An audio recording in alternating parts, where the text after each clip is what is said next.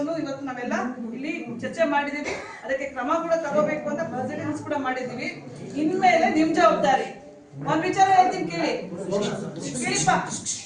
ಅಧಿಕಾರಿಗಳು, ಜನಪ್ರತಿನಿಧಿಗಳು ಎಲ್ರೂ ನಮ್ಮ ಹಾಗೆ ಮನುಷ್ಯರೇ. ಅಧಿಕಾರಿಗಳು, ಜನಪ್ರತಿನಿಧಿಗಳು ಮನುಷ್ಯರೇ. ಬಾಬಾ ಸಾಹೇಬ್ ಅಂಬೇಡ್ಕರ್ ಅವರು ಕೊಟ್ಟಿರ್ತಕ್ಕಂಥ ಸಾಂವಿಧಾನಿಕ ಶೈಕ್ಷಣಿಕ ಹಕ್ಕಿನಿಂದ ಇವತ್ತು ವಿದ್ಯಾವಂತರಾಗಿ ಅಧಿಕಾರವನ್ನು ಸ್ವೀಕಾರ ಮಾಡಿದ್ದಾರೆ. ಅಧಿಕಾರಿಗಳು ಉದ್ಯೋಗಸ್ಥರಾಗಿದ್ದಾರೆ. ಅದೇ ರೀತಿಯಲ್ಲಿ ಜನಪ್ರತಿನಿಧಿಗಳು ಸಹ ಪ್ರಜಾಪ್ರಭುತ್ವದ ಆಶಯದ ಅಡಿನಲ್ಲಿ ಇವತ್ತು ಜನಪ್ರತಿನಿಧಿಗಳಾಗಿದ್ದಾರೆ. ನಿಮ್ ಕೌನ್ಸಿಲರ್ ಇರ್ಬೋದು, ನಾಳೆ ಶಾಸಕರು ಇರ್ಬೋದು, MP ಇರ್ಬೋದು, ಇನ್ನೊಬ್ರು ಇರ್ಬೋದು, ಎಲ್ಲರೂ ಸಾರ್ವಜನಿಕ ಸೇವೆ ಮಾಡ್ಲೇಬೇಕು. ಅವರು ನಮ್ಮ ಹಾಗೆ ಮನುಷ್ಯರೇ, ತಂದೆ ತಾಯಿಯ ಒಡಲಲ್ಲಿ ಹುಟ್ಟಿರೋಂತ ಮನುಷ್ಯರು. ಆದ್ರೆ ನಾವೇನ್ ಮಾಡ್ತೀವಿ, ಅಧಿಕಾರಿಗಳು ಅಂದಿದ ತಕ್ಷಣನೇ ಒಂದ್ ರೀತಿ ಬ್ರಿಟಿಷರು ಅನ್ನೋ ಭಾವನೆ ನಮ್ಮಲ್ಲಿ ಬಂದ್ಬಿಟ್ಟಿದ್ದಾರೆ. ಅವ್ರನ್ನ ದ್ವೇಷ ಮಾಡೇ ಕೇಳಬೇಕು, ಗಲಾಟೆ ಮಾಡೇ ಕೇಳಬೇಕು, ಹೋರಾಟ ಮಾಡೇ ಕೇಳಬೇಕು ಅನ್ನೋದನ್ನ ನಾವು ತಲೆ ತುಂಬ್ಕೊಂಡ್ಬಿಟ್ಟಿದೀವಿ. ಅದು ಹೋರಾಟ ಮಾಡೋ ರೀತಿ ನೀತಿನೂ ನಮ್ಗೆ ಗೊತ್ತಿಲ್ಲ. ಹಾಗಾಗಿ ಒಂದ್ ಮಾತು ಹೇಳ್ತೀನಿ, ನನ್ನ ಅನುಭವದ ಮಾತು ಹೇಳ್ತಾ ಇದ್ದೀನಿ. ನಾನು ಸುಮಾರು ಜಿಲ್ಲೆ ಪ್ರವಾಸ ಮಾಡಿದ್ದೀನಿ, ಎಲ್ಲ ಅಧಿಕಾರಿಗಳ ಜೊತೆ ಒಡನಾಟ ಇಟ್ಕೊಂಡಿದ್ದೀನಿ, ನನ್ಗೆ ಗೊತ್ತಿದೆ. ಅವ್ರಿಗೂ ಬಹಳ ಸ್ಟ್ರೆಸ್ ಇರುತ್ತೆ, ಅವ್ರಿಗೂ ಬಹಳ ಒತ್ತಡದ ಕೆಲಸ ಕಾರ್ಯಗಳಿರುತ್ತೆ. ಅದ್ರ ಮಧ್ಯದಲ್ಲಿ ಹೋಗಪ್ಪ ಅನ್ನಂಗಾಗಿರುತ್ತೆ. ಹಾಗಾಗಿ ಒಂದು ಸಮನ್ವಯತೆ, ಒಂದು ವಿಶ್ವಾಸ, ಒಂದು ಸ್ನೇಹ ಮನೋಭಾವನೆಯನ್ನ ಬೆಳೆಸ್ಕೊಂಡು, ಒಂದು ಸಮನ್ವಯತೆಯನ್ನ ಕಾಪಾಡ್ಕೊಂಡು ಅವರಿಂದ ಕೆಲಸವನ್ನ ಗೆಲ್ಲುವಂತ ಕೆಲಸವನ್ನ ನೀವೆಲ್ಲ ಮಾಡ್ಬೇಕು. ಪ್ರೀತಿ ವಿಶ್ವಾಸದಿಂದ ಕೆಲಸವನ್ನ ಗೆಲ್ಲಬೇಕು. ನಿಮ್ಮ ಪ್ರೀತಿ ವಿಶ್ವಾಸ ಒಳ್ಳೆ ಮಾತು ಕೇಳಿಲ್ಲ ಅಂತಂದ್ರೆ ಮುಂದಿನ ಕ್ರಮ ಅವಾಗ ನಮ್ಮ ಒಂದು ಗಮನ ತಗೊಂಡ್ ಬನ್ನಿ. ನಾವಿದೀವಿ ನಿಮ್ ಜೊತೆಲಿ ನಿಮ್ ಬಗ್ಗೆ ಕೇಳೋದಕ್ಕೆ. ಅಷ್ಟೇ ಅಲ್ಲ, ಅಧಿಕಾರಿಗಳಿಗೆ ನಾನು ಕೇಳ್ಕೊಳ್ತಾ ಇದ್ದೀನಿ, ನಾನಿವಾಗ ನಿಮ್ಮ ಹತ್ರ ಮನವಿ ಮಾಡ್ಕೊತೀನಿ, ನಂತರ ನಿರ್ದೇಶನ ಕೊಡ್ತೀನಿ, ಆಮೇಲೆ ಶಿಸ್ತು ಕ್ರಮಕ್ಕೆ ಶಿಫಾರಸ್ ಮಾಡ್ತೀನಿ. ಹೇಳಿ ಸರಿಯಾಗಿ ಮಾಡ್ಲಿಲ್ಲ ಅಂತಂದ್ರೆ ನಮ್ಮ ಅಲೆಮಾರಿಗಳಿಗೆ ಶಿಕ್ಷಣ ಇಲ್ಲ, ಅವಕಾಶ ವಂಚಿತರು, ಅವ್ರ ಪರವಾಗಿ ಕೇಳುವಂತ ಧ್ವನಿ ಇಲ್ಲ. ಅವರ ಕುಂದುಕೊರತೆಗಳು ಏನು ಅನ್ನೋದನ್ನ ತಾಳ್ಮೆಯಿಂದ ಕೇಳಿ ಅವರಿಗೆ ತಿಳುವಳಿಕೆ ಕೊಟ್ಟು ಆದ್ಯತೆ ಮೇರೆಗೆ ಯಾವುದೇ ಸಮಸ್ಯೆಗಳನ್ನ ಇಟ್ಕೊಂಡು ಬರ್ಲಿ, ಆದ್ಯತೆ ಮೇರೆಗೆ ಅವರ ಕೆಲಸ ಕಾರ್ಯಗಳನ್ನ ಮಾಡ್ಬೇಕು. ನಿಮ್ಮ ವ್ಯಾಪ್ತಿಗೆ ಬರೋದಿಲ್ವಾ, ಯಾವ ಇಲಾಖೆ ಯಾವ ಅಧಿಕಾರಿ ವ್ಯಾಪ್ತಿಗೆ ಬರುತ್ತೆ ಅದ್ರ ಮಾಹಿತಿ ಕೊಟ್ಟು ಅವ್ರನ್ನ ಅಲ್ಲಿ ಕಳಿಸ್ಬೇಕು. ನಿಮ್ ಕೈಯಲ್ಲಾದ್ರೆ ಒಂದು ಫೋನ್ ಕೂಡ ಮಾಡಿ, ಇಂತ ವ್ಯಕ್ತಿ ಈ ಸಮುದಾಯಕ್ಕೆ ಸೇರಿದವರು, ಅವ್ರಿಗಿಂತ ಕೆಲಸ ಆಗ್ಬೇಕು, ಬರ್ತಾ ಇದಾರೆ, ಮಾಡ್ಕೊಡಪ್ಪ ಅಂತ ನಿಮ್ಮ ಸಹೋದ್ಯೋಗಿಗಳಿಗೆ ಹೇಳಬೇಕು. ಇದು ಒಂದು ಸರ್ಕಾರದ ಕೆಲಸ, ದೇವರ ಕೆಲಸ. ನಿಮ್ಮ ಒಂದು ಅವಧಿನಲ್ಲಿ ಅಧಿಕಾರಿಗಳು ಅಲೆಮಾರಿಗಳಿಗೆ ಆದ್ಯತೆಯನ್ನು ಕೊಟ್ಟು ನೀವು ಕೆಲಸ ಮಾಡಿದ್ರೆ ಖಂಡಿತವಾಗ್ಲೂ ನಿಮ್ಮ ಆತ್ಮಕ್ಕೆ ತೃಪ್ತಿ ಸಿಗುತ್ತೆ. ಆ ಕೆಲಸವನ್ನು ನೀವು ಮಾಡಬೇಕು. ಅಷ್ಟೇ ಅಲ್ಲ, ಪತ್ರಿಕಾ ಮಾಧ್ಯಮ ಸಹೋದರರ ಮಿತ್ರರಲ್ಲಿ, ಬಂಧುಗಳಲ್ಲಿ ನನ್ನ ಮನವಿ, ಇದು ಸಾರ್ವಜನಿಕ ಜವಾಬ್ದಾರಿ ಆಗ್ಬೇಕಾಗಿದೆ. ಸರ್ಕಾರ ಏನೆಲ್ಲ ಸೌಲಭ್ಯಗಳು ಕೊಡ್ತಿದೆ, ಏನೆಲ್ಲ ಅವಕಾಶಗಳನ್ನು ಕೊಡ್ತಾ ಇದೆ, ಅದು ನಮ್ಮ ಜನಕ್ಕೆ ಗೊತ್ತಿಲ್ಲ. ಯಾಕಂದ್ರೆ ಅವ್ರು ಪೇಪರ್ ಓದಲ್ಲ, ಅವರಿಗೆ ಶಿಕ್ಷಣ ಇಲ್ಲ.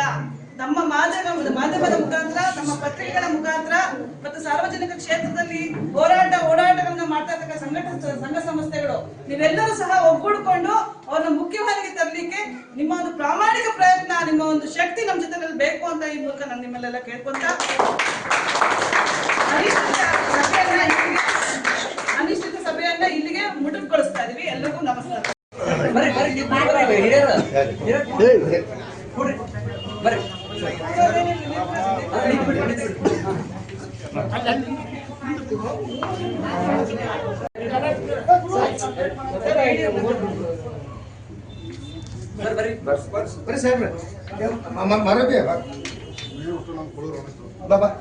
ಬನ್ನಿ ಮಾಡಿಸ್ತಾ ಇದೀಯಮ್ಮ. ಎಲ್ಲಾ ಫ್ರೆಂಡ್ಸ್ಗೂ ಬಂದು ಮಾಡಲ್ಲ ಅವರು. ಒಂದ್ ಕಡೆ ಎಲ್ಲಾರ ಒಂದ್ ಸಮುದಾಯದ ಸಮುದಾಯ ಭವನ ಮಾಡಿಸಿ ಅವನ್ನೆಲ್ಲ ಅಲ್ಲಿ ಸೇರಿಸಿ ಜಾಗೃತಿ ಕಾರ್ಯಕ್ರಮ ಕಲ್ಯಾಣ ಇಲಾಖೆ ನಿಮ್ಗೆ ಅನುದಾನ ಬರೋದು ಸಮಾಜ ಕಲ್ಯಾಣ ಇಲಾಖೆ ವತಿಯಿಂದಾನೆ. ಇಲ್ಲಿಗೆ ತಾಲೂಕಿಗೆ ಇವರೇ ಇನ್ಚಾರ್ಜು. ಹಾಗಾಗಿ ನಿಮ್ಗೆ ಏನೇ ಮಾಹಿತಿ ಬೇಕಂದ್ರು, ತಾಯಿ ಹೇಳಿದ್ಲು ಸ್ಕಾಲರ್ಶಿಪ್ ಸಮಸ್ಯೆ ಅಂತ, ಅದನ್ನು ಅವರೇ ಮಾಹಿತಿ ಕೊಡ್ತಾರೆ. ಆಯ್ತಾ, ಪ್ರತಿಯೊಂದನ್ನು ಮಾಹಿತಿ ಕೊಡ್ತಾರೆ. ನೀವು ಹೋಗಿ ಅಧಿಕಾರಿಗಳನ್ನ ಅಪ್ರೋಚ್ ಮಾಡಿ, ಅವ್ರಿಗೆ ಬಿಡುವಿರೋ ಸಮಯದಲ್ಲಿ ಹೇಳ್ತಾರೆ. ಆ ಸಂದರ್ಭದಲ್ಲಿ ಬಂದು ನೀವು ಅವ್ರ ಕೆಲಸ ಕಾರ್ಯಗಳನ್ನ ಮಾಡ್ಕೊಳ್ಳಿ. ಅದ್ರ ಜೊತೆನಲ್ಲಿ ಅತಿ ಶೀಘ್ರದಲ್ಲಿ ಒಂದು ವಾರದಲ್ಲಿ ಕಾರ್ಯಾಗಾರ ಮಾಡಬೇಕು, ಜಾಗೃತಿ ಕಾರ್ಯಕ್ರಮ ಮಾಡಬೇಕು ಅಂತ ತಿಳಿಸಿದೀನಿ. ಆ ನಿಟ್ಟಿನಲ್ಲಿ ಒಂದ್ ಜಾಗನ ಅವರು ತಿಳಿಸ್ತಾರೆ. ಇಲ್ಲೇ ಮಾಡ್ತಿರೋ ಎಲ್ಲ ಒಂದ್ ಕಡೆ ಸೇರ್ಕೊಳ್ಳಿ. ಅವಾಗ ನಿಮ್ ಕುಂದುಕೊರತೆ ಸಭೆ ಮಾಡ್ತಾರೆ. ಆಮೇಲೆ ಸರ್ಕಾರ ಸೌಲಭ್ಯಗಳ ಬಗ್ಗೆ ನಿಮ್ಗೆ ಮಾಹಿತಿ ಕೊಡ್ತಾರೆ, ಯಾವ ರೀತಿ ಮಾಡಿಸ್ಕೋಬೇಕು ಅನ್ನೋದ್ರ ಬಗ್ಗೆ ತಿಳಿಸ್ತಾರೆ. ಒಂದು ಜಾಗೃತಿ ಕಾರ್ಯಕ್ರಮ ಮಾಡ್ತಾರೆ.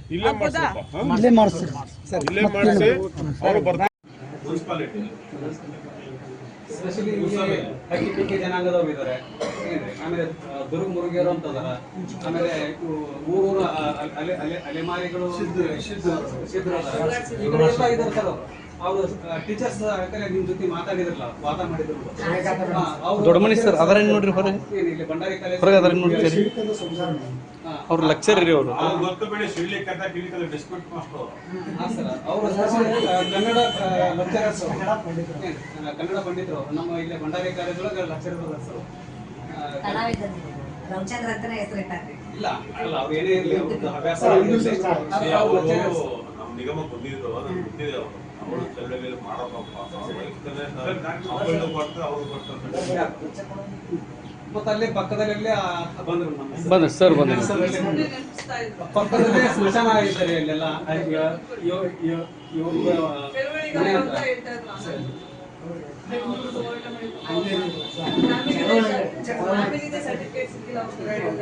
ಚಳವಳಿಗಿಂತ ಕುಮಾರ ಸಮುದಾಯಗಳ ಮೇಲೆ ನಾನು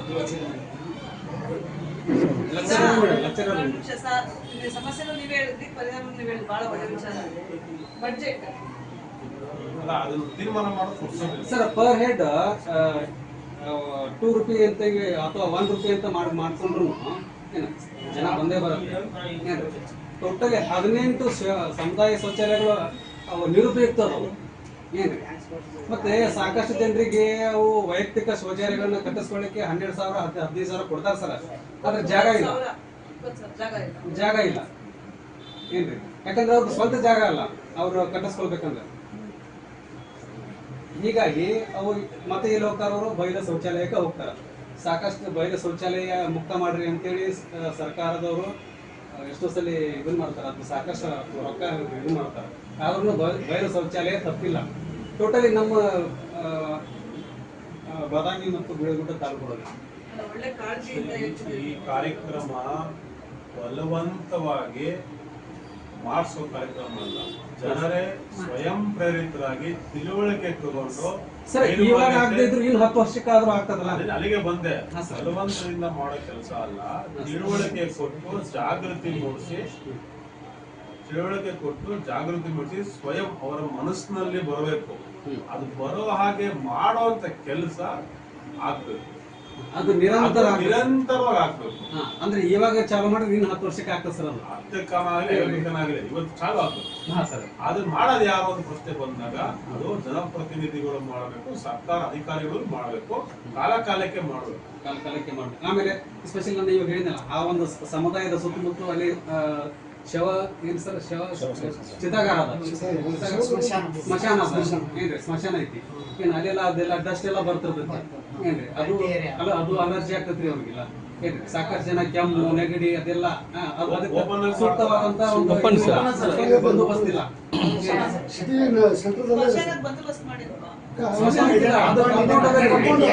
ಕಂಪೌಂಡ್ ಹೈಟ್ ಇಲ್ಲ ಆಗಿ ಮೇಡಮ್. ಮೇಡಮ್ ಅದು 4 ಫೂಟ್ ಏನ್ ಸರ್?